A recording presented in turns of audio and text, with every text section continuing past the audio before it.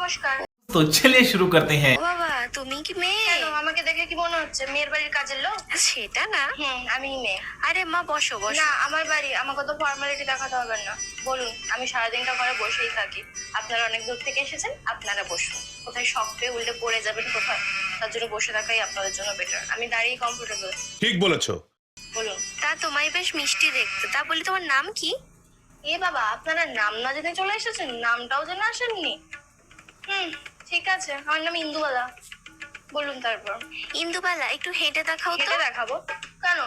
আপনারা কি জাজ নাকি না এখানে ফ্যাশন শো চলছে? আমি এইরকম করে এখানে হেঁটে দেখাবো? কেন হাঁটবো আমি এখানে? পারবো না।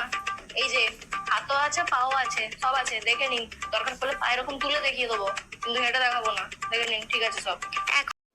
यही नहीं, अभी और सुनिए। এখনকার দিনের মেয়ে তো একটু, তাই মুখে মুখে একটু বেশি কথা বলে। এখনকার মেয়ে বলতে কি বলছেন? যারা যেমন তাদের সাথে আমি সেরকমই ব্যবহার করি। আমি সবসময় এরকমই। ये क्या बात करता है यार? বিয়ের পর তোমায় আমার মেয়ের মতো করেই রাখবো, বৌমা নয়, মেয়ে হবে। হ্যাঁ, একই কথা। যদি বিয়ে হয় আমি আপনার বাড়িতে বউ হয়ে যেতে চাই।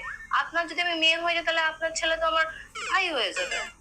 সেটা হয় নাকি? তাহলে বিয়েটা কি করে হলো? বৌমা হিসেবে নিয়ে যাবেন, মেয়ে হিসেবে নিয়ে যেতে হবে না। হ্যাঁ, মেয়ে হিসেবে নিয়ে গেলে আমার মায়ের সাথে নিজেই ভাষায় কথা বলি না, আপনি শুনলে সেটা অজ্ঞান হয়ে ওখানেই পড়ে যাবেন, দুদিন কোমায়েও চলে যাবেন। তার জন্য দরকার নেই, বলুন বৌমা হিসেবেই নিয়ে যান। ঠিক বলেছো। আমাদের কোনো অসুবিধা নেই, বিয়ের পর চাকরি বাকরি করবে, পড়াশোনা করবে, যা ইচ্ছা তুমি করো। আমার সেরকম কিছু ইচ্ছা নেই। আমি সংসারটাই করতে চাই মন দিয়ে। আমার চাকরি বাকরি ওইসব কোনো ইচ্ছা নেই। আমার বড় ইনকাম করে আনবে, আমি ঘরে থাকবো, সংসার সামলাবো, ব্যাস এতটুকুই। এর বাইরে আমার কিচ্ছু নেই। বায়োডাটাটা লেখো তো। বায়োডাটা লিখে দেখাবো? কেন? বিয়ের পর কি পড়াশোনা করাবেন না আপনারা চাকরির ইন্টারভিউ নিতে এসেছেন? আপনাদের হাতের লেখা দেখার এত শখ কিসের? হ্যাঁ, বিয়ের পর তো দেখবেন রান্না কতটা পারো, কতটা জামা কাপড় কাচতে পারো। তাহলে হাতের লেখা দেখার আপনাদের এত শখ উঠে যায় কোথা থেকে বলুন তো? আমি দেখাতে পারবো না। আমি তো বলে দিয়েছি আমি বিয়ের পর রান্না করবো, বাসন মাজবো, কাপড় কাচবো। আমি পারবো না হাতের লেখা দিতে। চাকরির পরীক্ষা নিতে এসেছি, একটু বায়োডাটা লিখে দেখাও তো, হাতের লেখা দেখবে তাহলে কত একদম বৌমাকে চাকরি করতে পাঠিয়ে দেবে। ঠিক বলেছো।